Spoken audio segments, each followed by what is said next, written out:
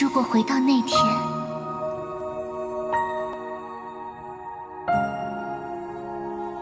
我半生坎坷，却多不由我。你跟我走吧。去哪儿？去哪无所谓，天涯海角。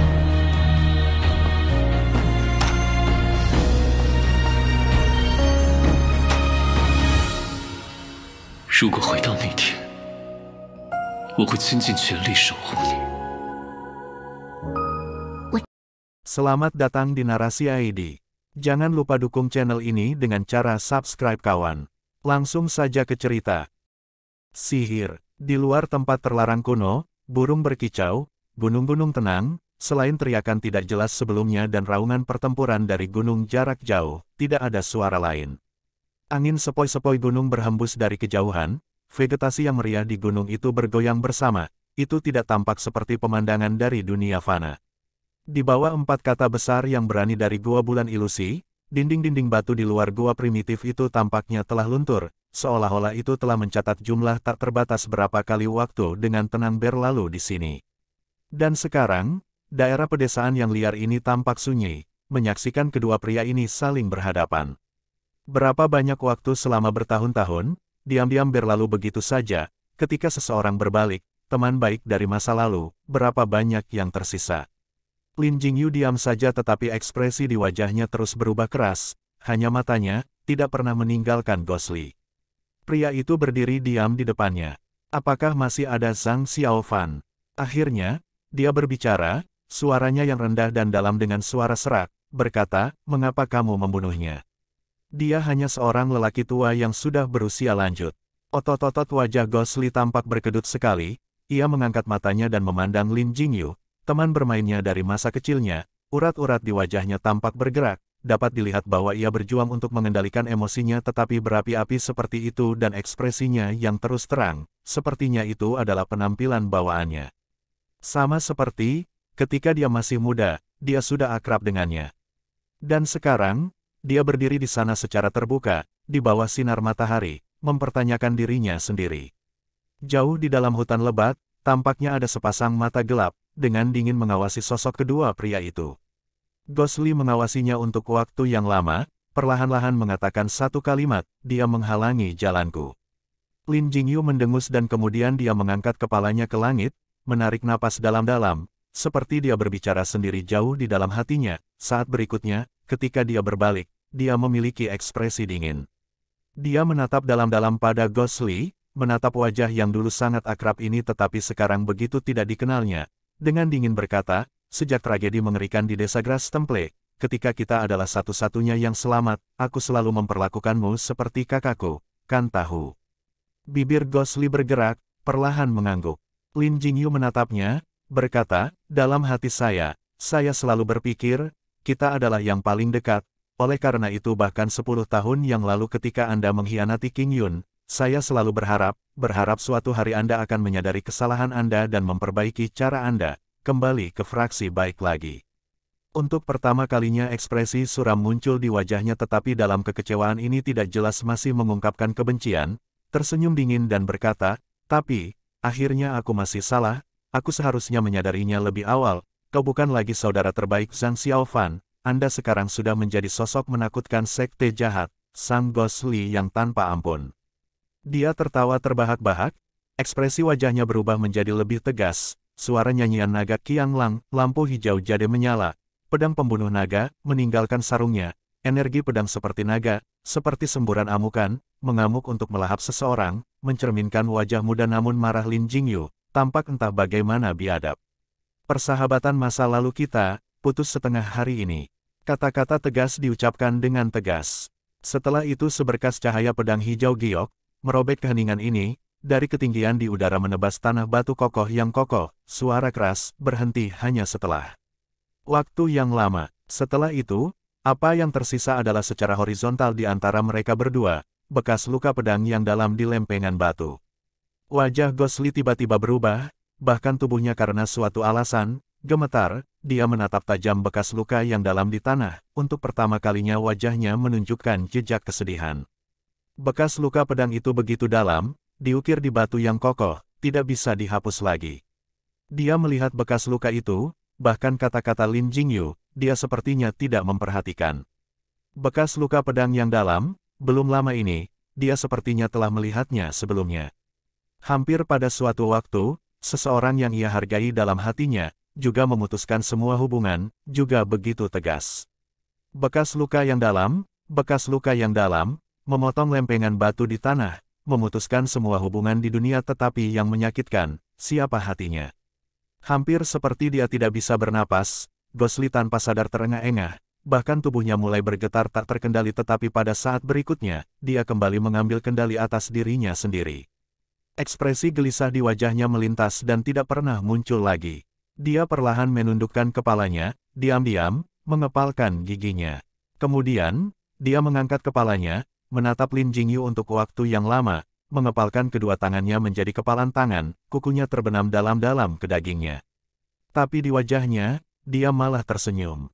Lin Jingyu menjadi lebih marah, berkata, apa yang kamu tertawakan? Gosli menatapnya untuk waktu yang lama, dengan lembut berkata, sadarilah kesalahan dan perbaiki cara. Tiba-tiba dia tertawa keras, tawanya meratap, berkata, ya aku tersesat, memang aku tidak bisa menemukan jalan tetapi ke arah mana jalan yang benar. Apakah itu jalanmu? Lin Jingyu dengan tegas berkata, itu benar, fraksi baik adalah jalan yang benar, Anda mengkhianati dan meninggalkan fraksi baik, itu akan sesat. Pei, tubuh Lin Jingyu bergetar, tertegun. Penampilan Gosli yang suram, mengangkat kepalanya ke langit, dengan marah meludah dan berkata, siapa yang mengatakan bahwa fraksi baik adalah cara yang benar? Apakah itu kamu? Bahkan jika itu yang kau katakan, fraksi baik adalah cara yang benar, lalu apa yang membuatmu berpikir King Yunmu pasti dianggap sebagai fraksi baik? Lin Jingyu mengerutkan kening, sebuah ekspresi pembunuhan terungkap di wajahnya, dengan dingin berkata, karena kau dan aku sudah memutuskan hubungan kita, mengapa repot-repot dengan kata-kata? Hantu Li dengan dingin menatapnya, berkata, kamu ingin membunuhku. Lin Jingyu dengan tegas berkata, orang tua itu dibunuh olehmu, 10 tahun ini dia telah mengajari saya dengan setia, memperlakukan saya seperti putranya, saya berhutang budi padanya, seperti ayah bagi saya. Dia dibunuh olehmu dan kau masih tidak bisa bertobat, aku ingin menyingkirkan orang-orang jahat, membalas dendam padanya. Gosli mencibir, berkata, ada banyak jenis serigala dan serigala di dunia, sebenarnya itu tidak berarti apa-apa selain hanya bahwa saya belum memenuhi keinginan saya dan pasti tidak akan mati. Lin Jingyu tertawa panjang, penuh penghinaan, Dragon Slayer Sword menyala. Dia dengan dingin berkata, cukup dengan omong kosong, skor lama kita selama 10 tahun ini, selesaikan hari ini. Gosli berpunuk, cahaya hijau gelap redup menyala dari tangan kanannya, bahwa Firestik bersinar dengan cahaya gelap, diam-diam terbang. Burung-burung berkicau dengan ringan, gunung itu terasa lebih tenang, gunung hijau subur, angin sepoi-sepoi bertiup lembut, di bawah langit yang tak berbatas, di depan gua kuno berusia ribuan tahun, dua teman masa kecil itu, dengan dingin saling berhadapan, akan melakukan kehidupan dan pertempuran mati. Dan pada saat ini, tiba-tiba, di belakang mereka, gemuruh yang dalam terdengar dari gua bulan ilusi itu, lingkungan mulai bergetar, keduanya berubah wajah. Sebelum mereka dapat bereaksi, dari gua kuno itu, sebuah gas ungu melintas, seketika gas ungu itu melompat, menyelubungi lubang gua, awan-awan melonjak, di antaranya guru bergemuruh, gas ungu seperti kolom, langsung terangkat ke awan. Meninggalkan mereka berdua sebelum tontonan surga dan bumi ini, saat ini terlihat sangat tidak penting, pakaian mereka mengepakkan angin, sekali lagi saling menatap dengan dingin. Angin bersiul, melewati puncak Tongtian, mengesankan dan khusyuk tetapi tidak hanya keheningan mutlak di sisi Good Faction, bahkan bentangan hitam iblis buas yang menekan di depan, tampaknya merasakan sesuatu, juga tenang, mendongak. Berdiri di atas tengkorak kerangka monster putih, pakaian sutra berwarna cerah dari Dewa Bis dengan lembut berkibar di angin, penampilan muda tetapi matanya menunjukkan tatapan abadi, juga melihat formasi pedang besar yang muncul secara bertahap di langit.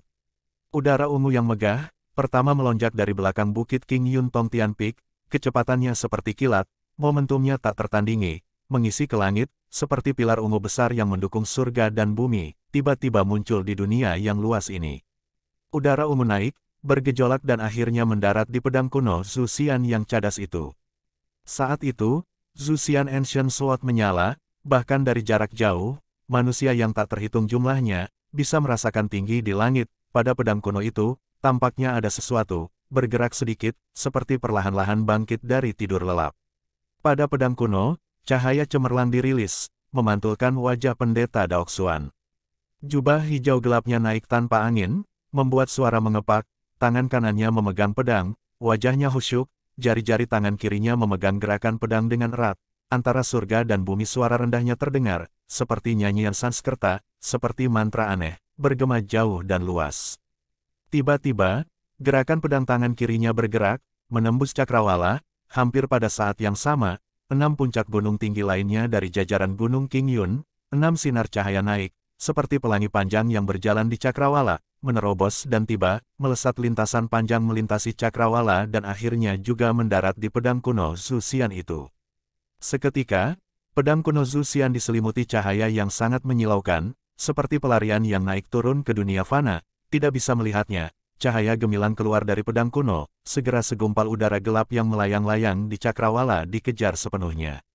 Dalam cahaya yang cemerlang, 7 lampu warna bergabung menjadi satu, naik dari masa cahaya putih yang cemerlang itu, di langit, berubah menjadi pedang 7 warna yang sangat besar, mengalir dengan warna dan cahaya.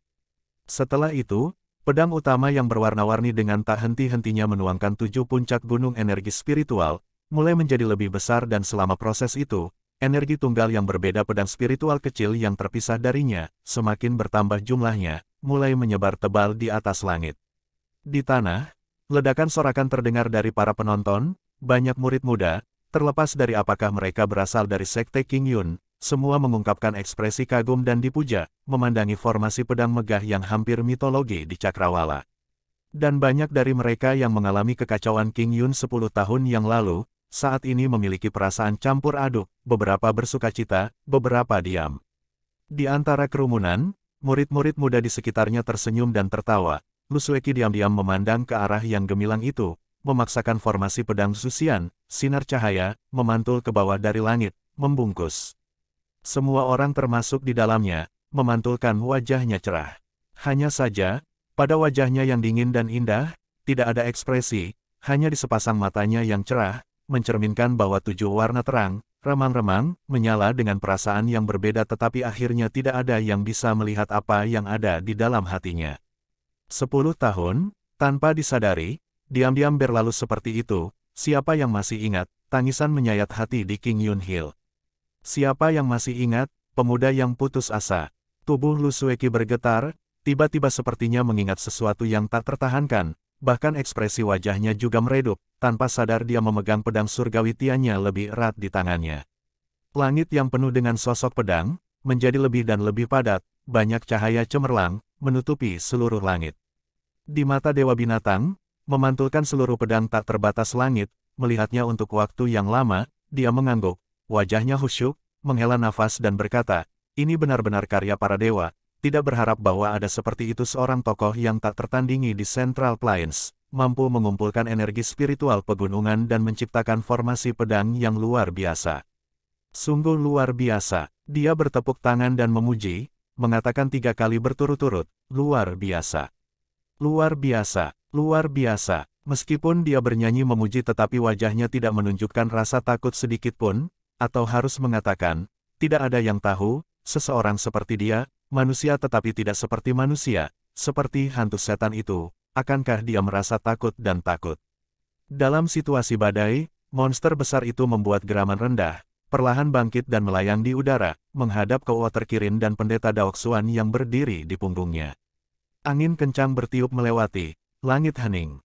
Manusia dan binatang rakyat di bawah, tiba-tiba tampak sangat jauh, hanya menyisakan mereka berdua saling berhadapan, surga dan bumi yang luas namun tampak sempit dan sempit, sepertinya tidak mampu menampung 2 orang.